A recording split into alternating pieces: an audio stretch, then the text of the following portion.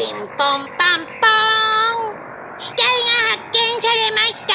一定の自由時間の後、学級裁判を開きます。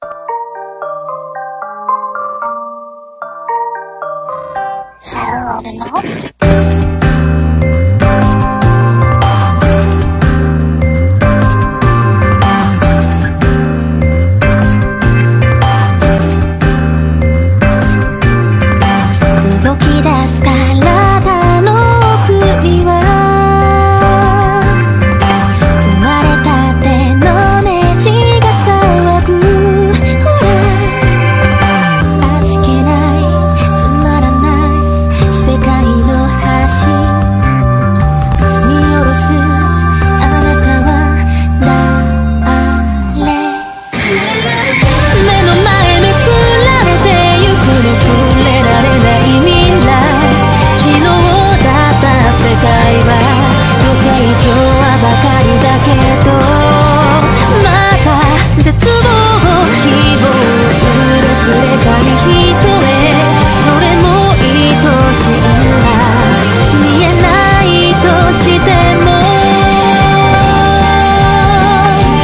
裏返りそっと君の手を引いて。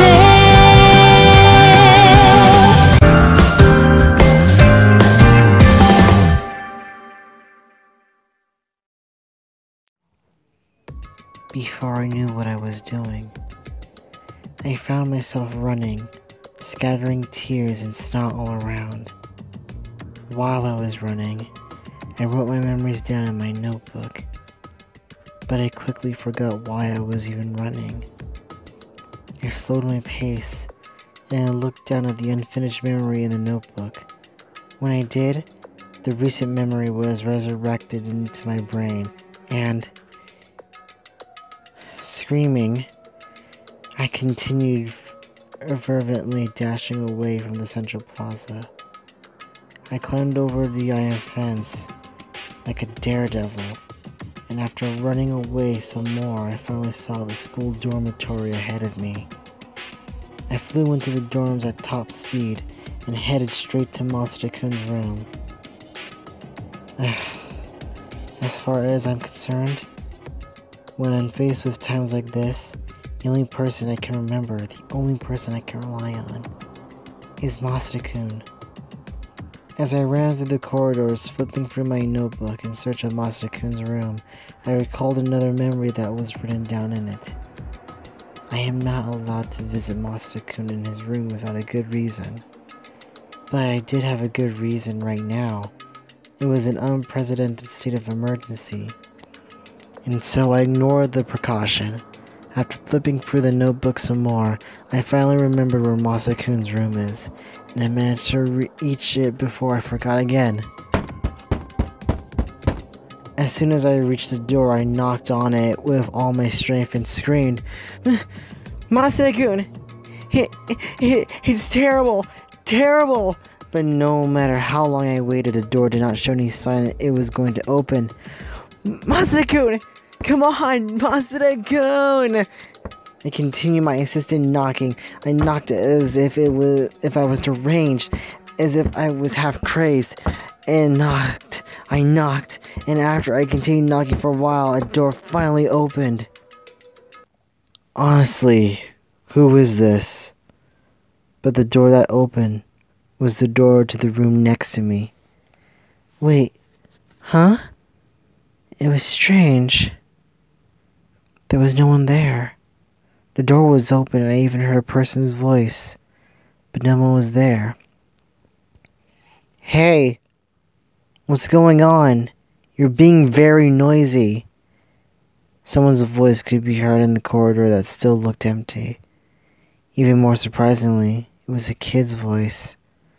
I looked around once more, but there was still no one there. "Hey, big sis, where are you looking? I'm right here."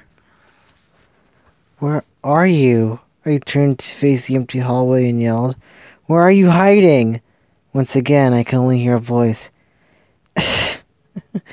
"I'm not hiding anywhere, I'm right here." In front of your eyes. You just haven't noticed me yet. In front of my eyes? I took a big breath and waited for my palpitations, which by now became violent, to calm down. Then I properly concentrated on the environment. When I did, I finally noticed him. Oh, did you finally notice me? In front of my eyes stood a boy that looked like a cartoon Cupid. Ah, don't worry. I was born with a weak sense of presence. No one noticed me at first. I'm used to it by now, so don't let it bother you.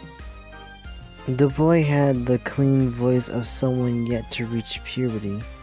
His voice was surprisingly featureless. It was the kind of face that you draw if told to draw a child's face without using a photo as reference. Its complete lack of distinguishing features was an astounding distinguishing feature all by itself. So, what's wrong? What's wrong about what? Hey, when you're assaulting someone's door in the middle of the night, you can't go asking about what at this time of night. Even insomniacs doze off. He held a paper bag crammed with sweet pastries in his hand, fit for the unending appetite of someone still in his growth period. A logo reading Hansel and Gretel was printed on it. It must be the bakery's name. He took a pastry out of the bag, crammed it in his mouth, and said, Can you repeat that? The boy swallowed the pastry he's been chewing and repeated, Well, what's wrong? How about you tell me about it? I may be able to help. As he spoke these powerful words, the boy looked me over as if appraising me. His eyes especially lingered on my chest and my legs. Before that, I have one question of my own. What is such a young boy doing here? Are you visiting your brother or sister here at the school? My name is Yuta Kami-iro, and I'm a student in Hospital Academy's 77th class. Pleased to meet ya. Huh? I may not look like one, but I am a high school student. Oh my. Don't worry, I already have hair growing in all the right places. Oh my. This boy's savage already. Don't just stand there forever with that surprised look on your face. I introduced myself, so can you at least tell me your name, Big Sis? Sure, I spread my notebook's front page in the front of the boy's eyes. That's a strange way to introduce yourself. I'll open the boy from the other side of the notebook. Ryuko Otanashi-chan. Not a bad name if I may say so myself. If I were you, I would look forward for chances to introduce myself. He smiled an innocent smile. When all is said and done, I couldn't see anything but an elementary school student. Well then. Suddenly his expression matured. So what kind of trouble have you gotten yourself involved in? His eyes glittered with curiosity. No, they glared, and it wasn't just curiosity. They radiated something much more greedy, much more calculating, much more insane. Like he was Lelouch from Code Geass. Your state of confusion means it's a fairly major trouble, isn't it? Staring at me with eyes filled with enthusiasm that didn't fit the rest of his youthful features. He thrusted his hand into the paper bag once again and chose another pastry. Yay! Ibisu Pumpkin Melon Pan! His face was covered with an innocent white grin once again as he happily pushed the new pastry into his mouth. Well, so what is it? What kind of trouble? I wouldn't call it trouble exactly. It's just that I have something to discuss with Masada-kun, who lives in this room over here. Rome. I didn't quite get that. Yasuke Masuda isn't home right now. Isn't home? Yep, he isn't home. What? My sudden scream reverberated through the dorm's empty corridor. That's bad. Bad. Oh, that's bad. Why isn't he home? When such important things are going on? Yeah. You may yell, but that still wouldn't make him be home. I was in a panic, but Kami-iro just calmly continued chewing on his pastry.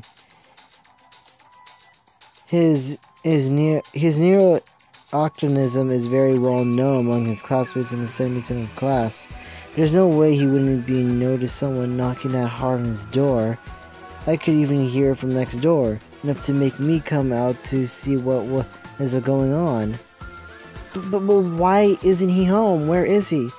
I don't know, maybe he's still in his lab? He's always working late in the night. Got it! His lab! I turned around and started to run. Hey, wait!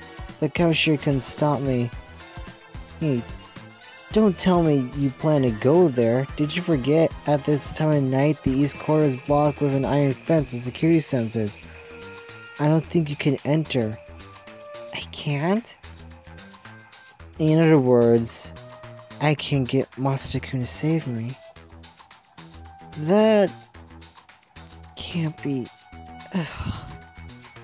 I was at my wit's end. That's bad. That's bad. That is bad. What am I gonna do? This is the biggest crisis in my entire personal history. Ooh.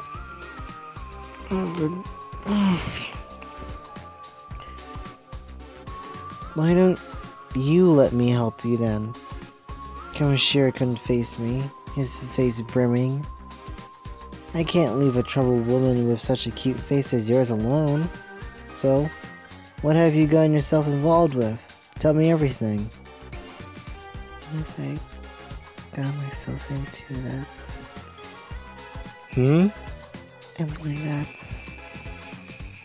What was that? Seems that a while I was at my wit's end. I've forgotten what I was at my wit's end for.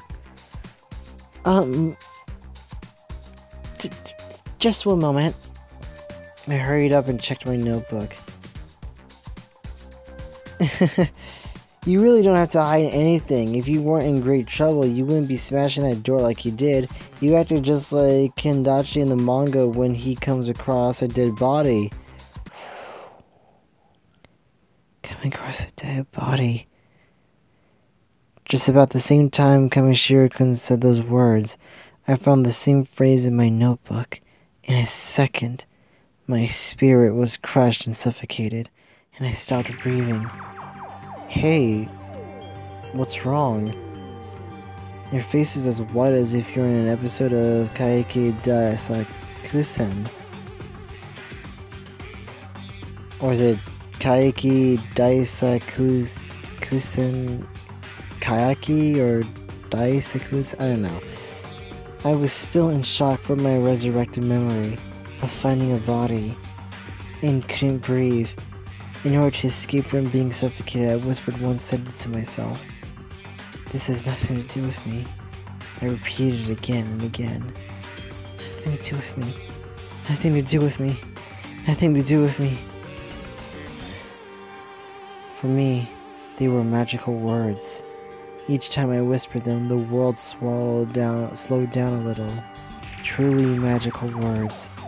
That's right. Nothing to do with me. After repeating the magical words a few times, I managed to calm down. I was just about to close my notebook so I could really forget once and for all what had happened, when my eyes discovered the next memory written in it. There was a Yuyoko Tanashi memory book lying on the ground of the body. I raised my voice and screamed like I never had before. Ah, I forgot! That notebook inside the muddy pool. Even if I convince myself this has nothing to do with me, if they find a notebook with my name on it, it would be impossible to convince anyone else. I'm gonna be pulled into a stage surrounded by extras. They're gonna expose me in front of a faceless audience and hand me down some cruel punishment. This is bad. My palpitations became violent again. Palpitations. I'm sorry, I'm saying it wrong. What should I do? Everything was breaking down. The world itself was breaking down. Staring at my feet, I have to do something about that notebook before it completely collapses. Spurred by the sense of urgency, he took off at full speed. Hey! Big sis! Wait! A voice called from behind my back. If you're in trouble, please let me help! If you want to help, tell Master-kun to look for me when he comes back. Bye-bye! I yelled without looking back. Then I ran past the corridor and out of the dorms. I ran all the way through the soft corridor without stopping to catch my breath, and climbed over the iron fence with the same momentum. I proceeded at full speed in the central plaza, still covered by darkness. I ran so fast I didn't even notice my breath was running out. Finally, I reached the fountain once more. I reached it, but... Huh? The scene that spread in front of my eyes was discomforting. I looked around several times. Yep, this sure is discomforting. I opened my notebook to check my memories again. The one thing I can't trust is my own brain. So when faced with such a discomforting scene, my first thought is to doubt myself, but I came across an old man's dead body near the fountain in the central plaza. That memory, properly written down in a notebook, convinced me it was not me who was at fault. No. The cause of this discomforting feeling was the scene in front of my eyes. The scene that was lacking. A dead body. It was strange to find a body here. But now it's strange not to find one. Strangeness upon strangeness. It was unbelievably strange. Was he really alive? Did the dead body walk away? I didn't understand what was going on, so I looked around some more. Soon I found something near the root of a nearby tree. It was a notebook. On its front page was written, Ryoko Otonashi's memory notebook. Wait, why is my notebook here? Then as I considered that question and was about to go and pick up the notebook up, ta-ta-ra-ta-ta. Oh. Okay, so there's someone in the behind. Okay. Ta-ta-ra-ta-ta! I turned around, my body shivering. There was a girl staring behind me. So, we finally reached this event scene. She was striking a pose, her arms folded in front of her body. A girl about my age. She had flashy makeup on as if she just jumped straight out of the pages of a fashion magazine. Her blonde hair bulged in large, soft puffs. Her stylishly torn-up top had a so stupidly large cleavage. Well, we all noticed that the first time we saw her. The stupidly large cleavage. And her embarrassingly short skirt revealed long, slender white legs. On first look, she seemed like a normal, cute girl. Oh, there's nothing normal about her, darling. Her eyes alone were a million light years divorced from normal. Those deep, dark eyes were like a bottomless swamp, and it almost seemed even the darkness of the night could easily be swallowed inside them. The moment I saw those eyes, danger signals started flashing violently inside my brain. Every fiber in my body screamed at me to run away, but at the same time I was captured by a despair-inducing idea that resistance was futile. In the end, I just stood there, transfixed, unable to move. Oh, why are you ignoring me? Or maybe your default mode is being one of those mute characters. She had a smile on her face, but it was the wicked smile of a warrior looking down on a foolish weakling before they crushed him. Ah! I got it! She suddenly raised her voice and thrust her index finger straight at my forehead. I know what you're thinking. I know what you're thinking. I know what you're thinking. I know what you've been thinking ever since you saw me with my arms crossed. You've been thinking, I haven't crossed my arms in quite a while. It must be my voluptuous bosom that's keeping me from it. How rude. Women who boast their boobs like that are the worst. By the way, did you know the current world obsession with boobs is nothing more than an illusion born out of a no-good games and anime and variety shows? It's so gross. Like, totally gross. Do you even know what kind of guys are obsessed with boobs? I'll tell you. You know those airheaded girls who get pampered in their hometowns and then go out in the big city where they're no popular anymore, so they end up taking off their clothes for anyone who gives them the time of day. Yuck. There are those virgin guys obsessed with a kind of girl who was also not the brightest bulbs in the shed and only have their impressive lower bodies going on for them. They're the ones endlessly obsessed with boobs. Changing the subject for a second, aren't virgins the worst? If it wasn't for the virgin mega stores, there would be nothing good about them at all. Even then, that chain got shut down by the economy, and yet it's still a million times better than actual virgins. What was I talking about? Oh, that's right, the economy. We should start with the government policy. Wait a second. Ouch! Oh, she was obviously saying far too much for someone making her first appearance. So I tried to stop her, but she just pushed her finger even deeper into my forehead, making my efforts ineffective. Wait. No. I remember. We were talking about boob obsession. I hate being pushy, but you should really drop the boob obsession of yours. Drop shit obsession, if you prefer, en François. If you don't drop it, you're going to get in trouble when you're older. Do you get it? The larger they are, the more they sag. Or maybe you're one of them. Do you think you can win against the forces of gravity? Do you have superpowers? Should I expect Magneto to come scouting for you? Oh, I like this one, Charles. I said, wait a sec. I tried being insistent, but this time she thrust her fingers straight into my mouth, making my efforts ineffective once more. Frienzo, por favor. Wait, that's not it. What was it that you say when you want someone to be quiet? Oh, whatever. In any case, shut up and don't interfere. I really love talking, you see. You should act like a good mute girl and just stay silent. It's my turn now.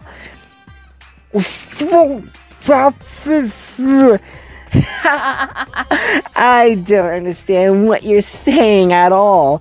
Saliva started flowing out of my mouth, running through her finger and dropping in a thin thread into the ground.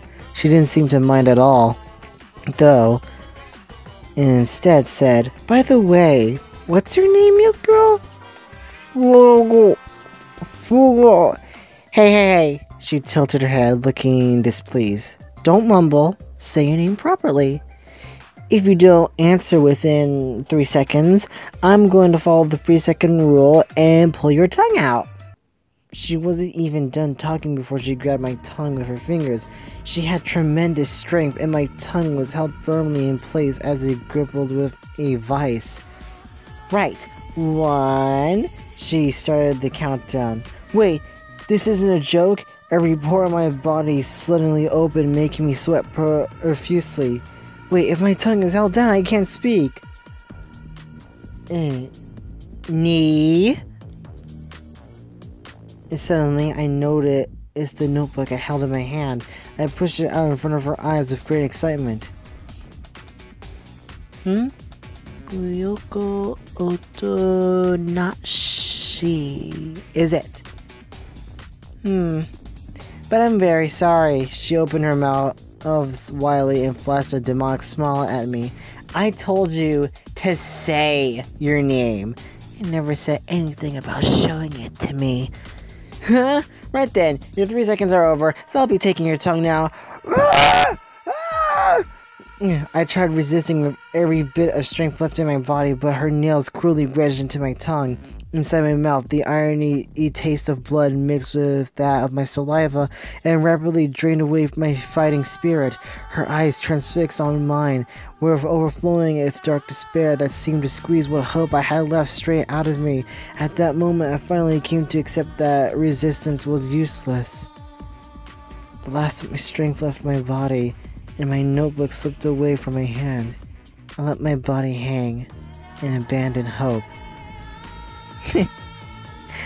Suddenly I heard a laughing voice.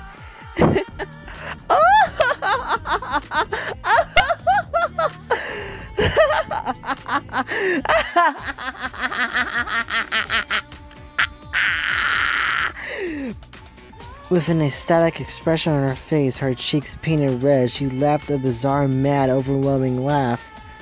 When that merciless, savage roar of laughter came to a stop, she finally removed her fingers from my mouth.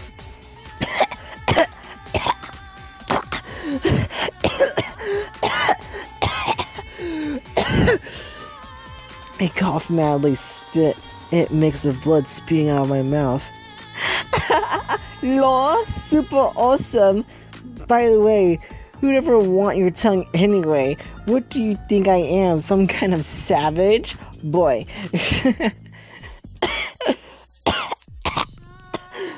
I bet you're wondering why I did such an odd thing. Oh, the overdramatics of it. Well, the answer's simply, I really wanted to see your face full of despair. You see, for me, this is the best kind of introduction you can give. I was still leaning forward, gasping for breath. She wiped her saliva-drenched hands on my back and continued talking. By the way, I haven't introduced myself yet, have I? I became even more nervous. I had a bad feeling about this. A very bad feeling. My intuition was telling me to stay far away from this girl, but she didn't stop. Instead, she proudly announced her name. My name is Laputa Tenkujo? Laputa Tenkujo. Castle in the Sky Tenkujo. Wait, it's not Junko? You baited me with blonde hair, makeup, huge ass boobs, and you made me assume it was Junko. Cause Junko has blonde hair, crazy ass makeup all over her face. Huh? What the fuck? Oh, it was a joke. Okay, never mind. I saw her name in the bottom. Never mind. Laputa Tenkujo. Okay. I was wondering because it was in the first page. It was at the bottom of the page. It said Laputa Tenkujo. Now I'm at the next page. It's a joke. Okay. Let's continue. Laputa Tenkujo. Just kidding. It's a joke. You see? A joke. A lol. Ha ha ha. Hashtag joke. I was kidding. Or was I? Is this really the time for jokes? Ah, I know what you're thinking. You are thinking, is this really the time for jokes, aren't you? It was like she could read my mind. Or the fact you just said it out loud, you dumbass. Jokes are amazing, aren't they? It was Hirobumi Ito who said, only a man who has a sense of humor can live in this world without growing mad, you know? No, that was a lie. Hirobumi-chan never said that.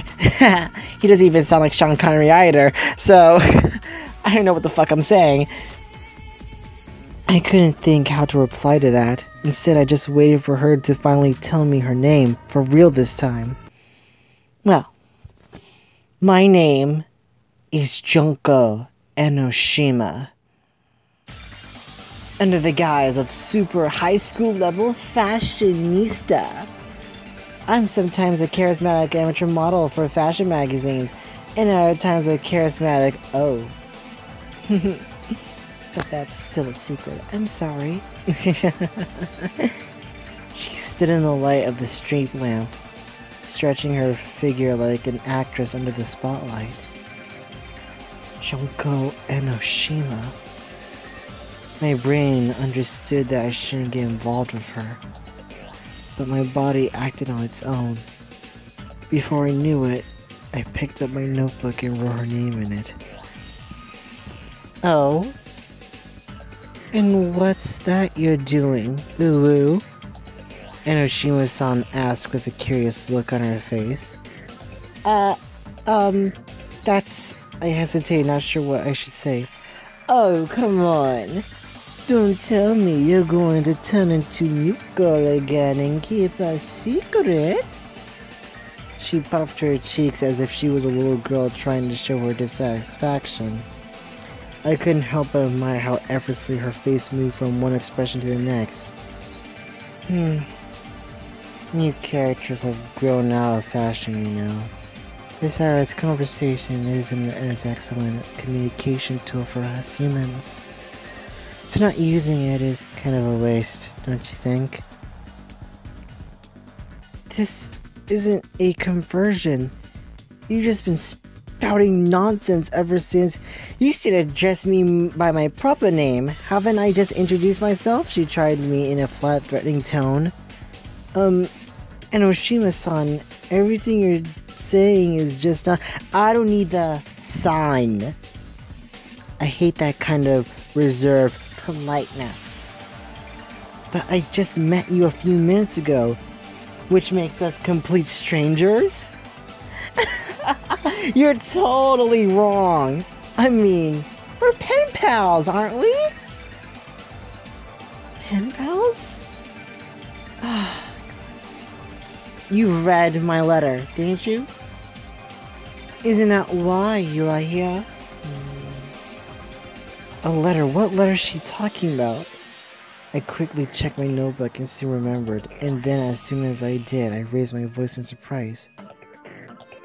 So it was you who... Yep! I'm the beautiful kidnapper who took your memories hostage! Aha! Without showing any signs of embarrassment, but also not of putting on air, she ended her sentence with a strange little laugh. But why? Hey, you can't just keep asking questions. Think for yourself.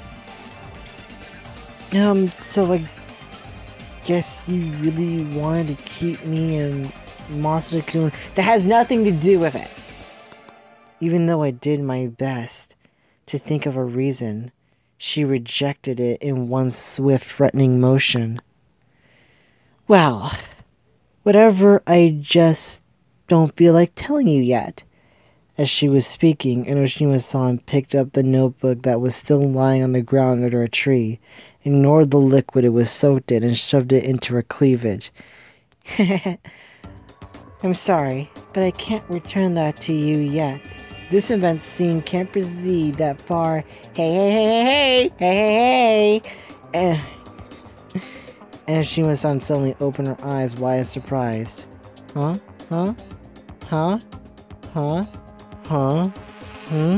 She turned her head from side to side, calling out as if she was mad. It's gone. It's gone. It's gone. Scotty, it's gone! It's gone! Gone, gone, gone, gone, gone, gone, gone, gone, gone, gone, gone, gone, gone, gone, gone, gone, gone. What's gone? I asked timidly, confused by her sudden change. It's gone! Gone. Isn't it strange? Why is it gone? Why? She paced around the circumference of the trees, repeating her cries like a broken record. I ask, what's gone? I finally decided to use a stronger tone, and then... Oh! Ah. She finally turned her face back toward me, but it was an unexpected, expressionless face. Then she replied, a voice lacking any intonation, speaking as lightly as if she was discussing trivialities. The body is gone. The body that was here isn't here anymore. Huh? Oh, have you forgotten already? Honestly, even forgiveness should have its limits. You saw that body yourself, didn't you? A new question came into my head. Wait, how did you know I'm forgetful? Have I told you? Psst. Oh, that doesn't matter. Anyway, there was definitely a body here before, Enoshima said, raised her voice, brushing my question aside. Please believe me, there was a body here minutes ago. I killed him! I'm sure of it! Huh? Before I knew it, my body stiffened.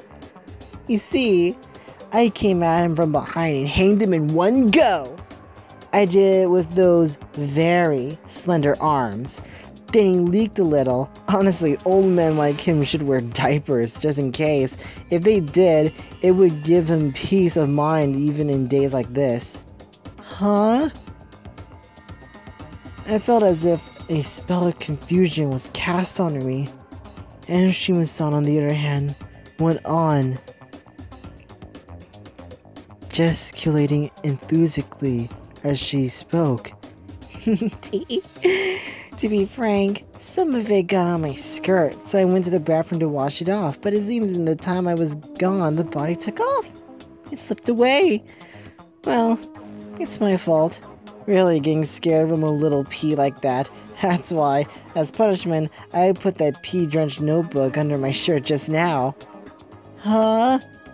I mean, I worked so hard so I could make an example out of him. Honestly, who could have done that? Huh? Hey, I've been doing that for a while. Are you trying to be one of those absent-minded characters that are always so popular? Huh? Or maybe you're just a dummy. It was useless. Thoughts I couldn't even form into words ran around inside my head, causing a terrible, grating headache. I didn't understand a thing. Is killing a person a thing someone can confess so readily? Ah, are you wondering how come I confess such a thing to you so readably? Readily? I mean, duh. She hit the bullseye once more. That should be obvious. I want you involved in this. Eh? A vague yet extraordinary anxiety unfolded over my entire body. Me involved in this? Wait a second, why do I have to get involved in such a horrible thing? Huh? I'm asking, why do I have to get involved in such a horrible thing? Huh? I said, don't get so mad. You're ruining my absent-minded character personality. That's not it, in that case, let me ask you a question. Say you're making instant ramen. You put boiling water in and then wait 3 minutes, right? But if someone comes and asks you how come it's 3 minutes, what's going to be your answer? You can't answer that, can you? My thoughts reached a state of unprecedented turmoil. What are you talking about? Don't change the— I'm not changing the subject! It's just the same! Enoshima-san counter-attacked with a strong tone of voice. That's just how things are. So that's why I'm doing it. There's no further explanation. But you know, I'm not proud of it, but I am an impatient person, so I'm off to give up before the 3 minutes are up. People think I have a thing for hard noodles, but it's actually because of a much deeper reason. Well, do you get it now? My cognition clattered and collapsed, and the inside of my brain completely turned into rubble. All that was left was a large number of question marks. I don't understand anything. That was the one and only answer I was certain of. Attempting to understand other people perfectly is a futile activity unless you're aiming for the unblemished Olympics. I know that, but nevertheless, her case was extraordinary. I shouldn't have gotten involved with her from the very beginning, after all. But it's probably not too late yet, before I get even more involved. That's right, I should run away. Having finally arrived at the simple answer, I promptly turned the other way, kicked powerfully at the ground, and set off dashing away from danger. Almost immediately, I found myself colliding head-on with Enoshima-san. How?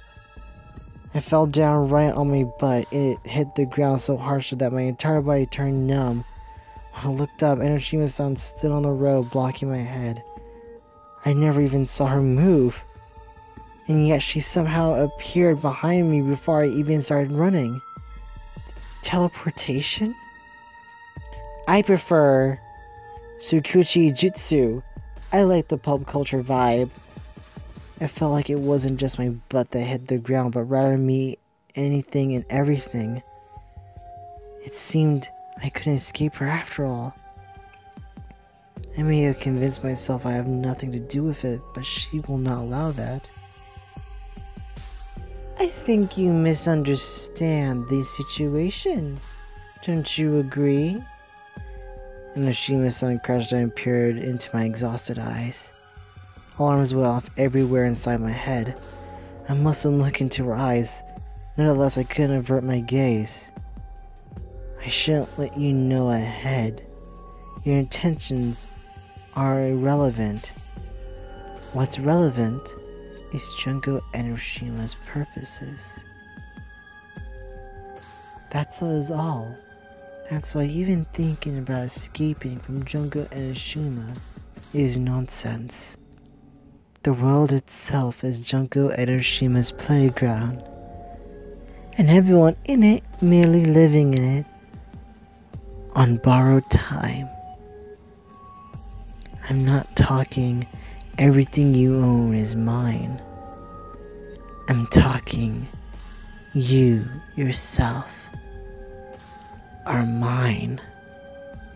The entire world and all mankind are for Junko Enoshima to do with as she pleases. What? It was the most evil, extraordinary, egotistical doctrine. The kind that causes you to feel sick. If she really means all that, I have to resent my own lack of luck for meeting that girl. Oh well, we should return to what we were talking about, the issue of the dead body. She stood up, recollecting herself, turned to face me and asked a question. By the way, do you know what Hope's Peak Academy's steering committee is? Hope's Peak Academy's steering committee? Just to make sure, I checked my notebook, but I couldn't find mention of that phrase anywhere. It seems I honestly do not know what that is, but if she mentions the name right now, that probably means... Ah! It seems you've reached a conclusion. Sorry, I keep messing up my pronunciation. Let me try again. It seems you've reached a conclusion. Enoshima-san spread both her hands grandiosely, as if she was the matter of ceremonies of an extravagant show. Bing! Bingo! That's right! The dead body that was supposed to be here was a member of Hope's Peak Academy's steering committee. These guys are as much higher ranked at the teaching staff and even the headmaster. That is, they're the old geezers who had the real power in this school.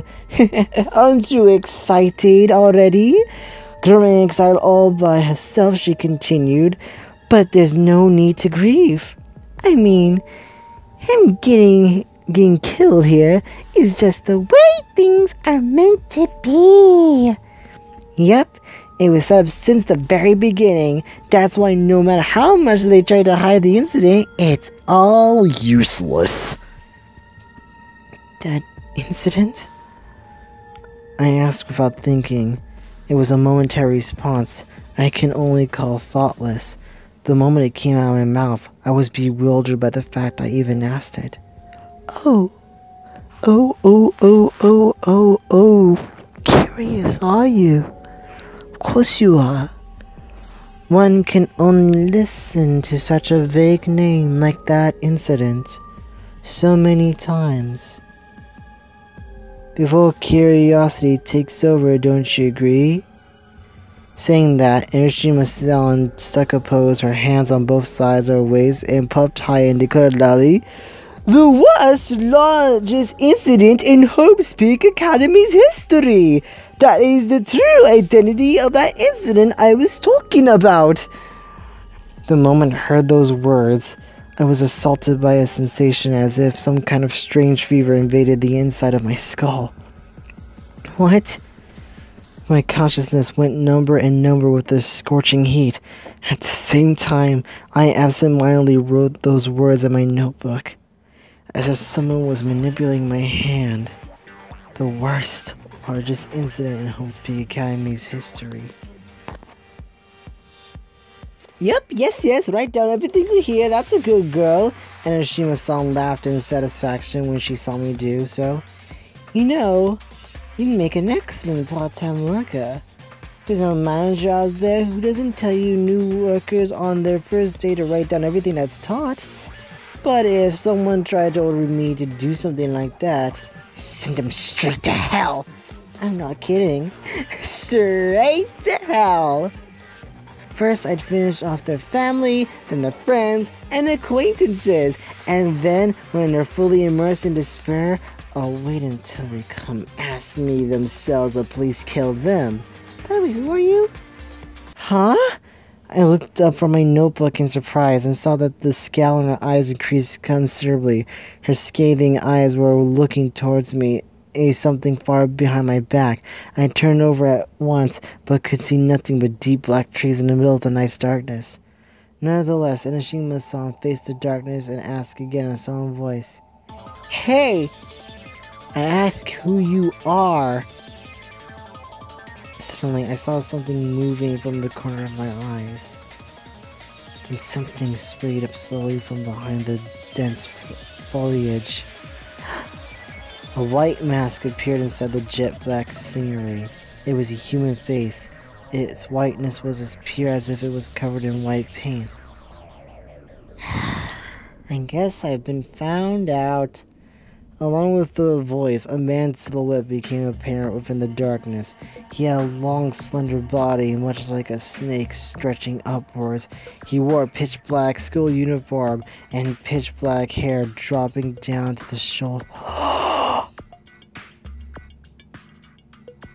Black upon black. Oh, no, it's not him. Damn it! I thought it was him, but it's not. Oh wait, this is before Despair arc, isn't it? Never mind. Or this is during, and it's before he became him. The white face peeking from the blackness had small, thin, lizard-like eyes carved into it. My name is Ishiki Madari. I could hardly see his mouth move.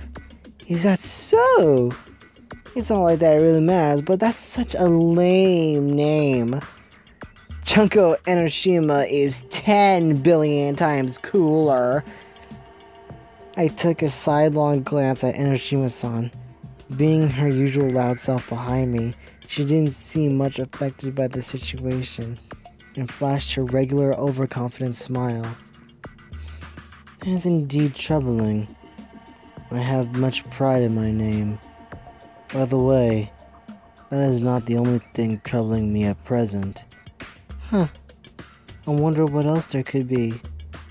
I was hoping to talk to you when you were alone, but, well, if it's come to this, I guess I have no choice.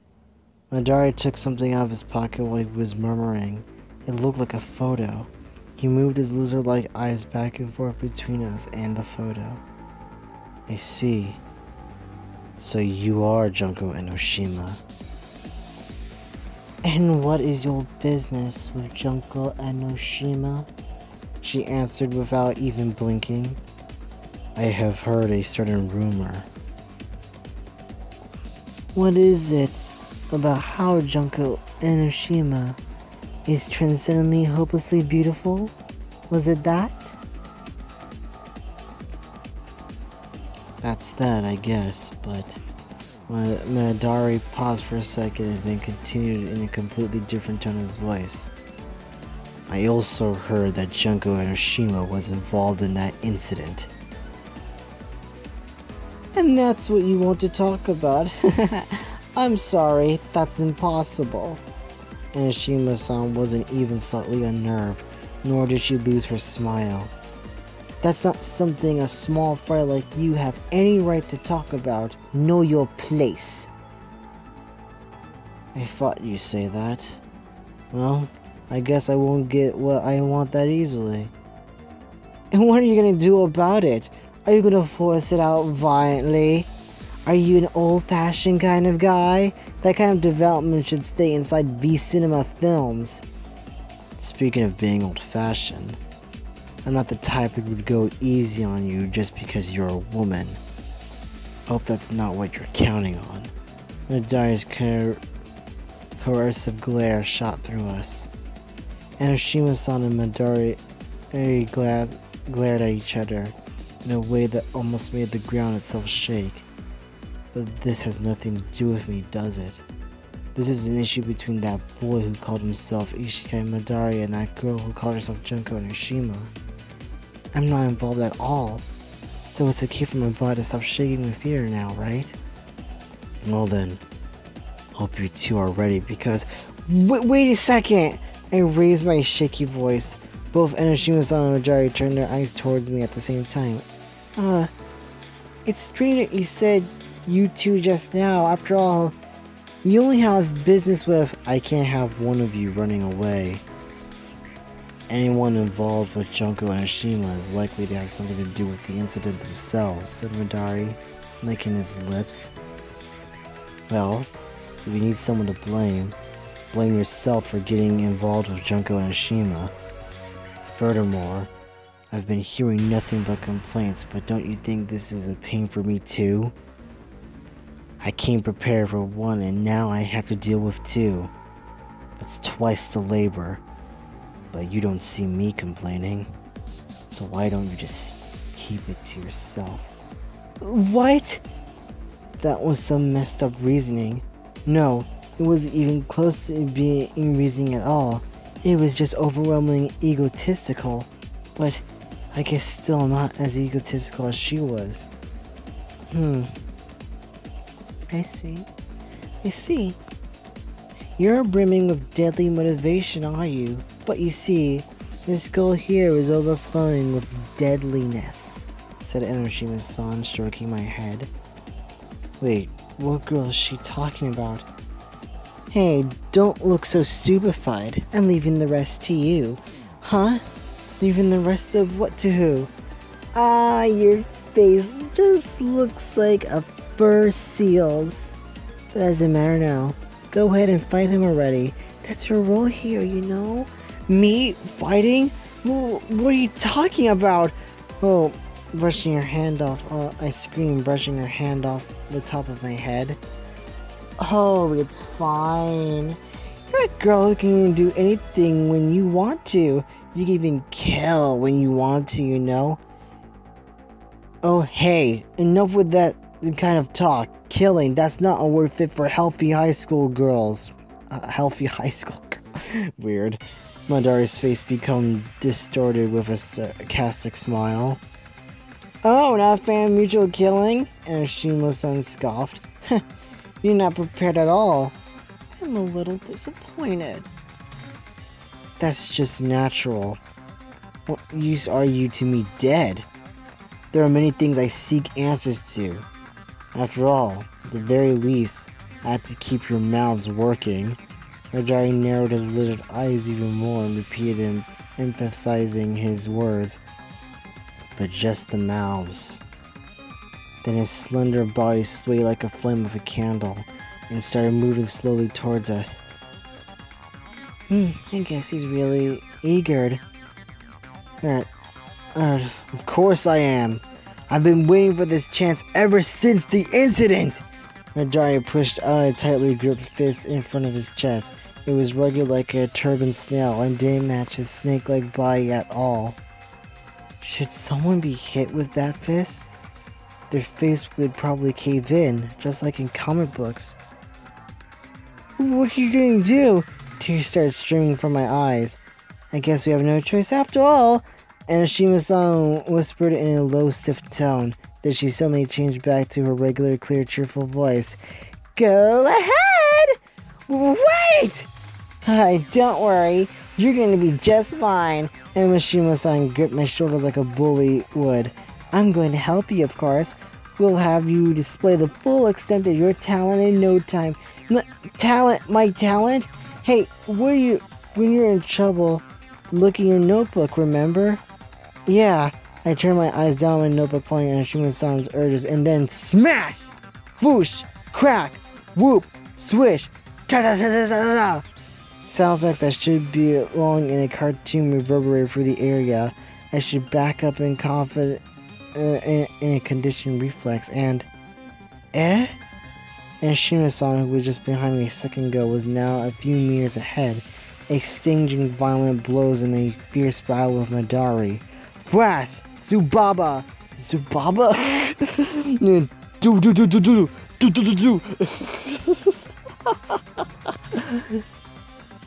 think we should just end the video right here.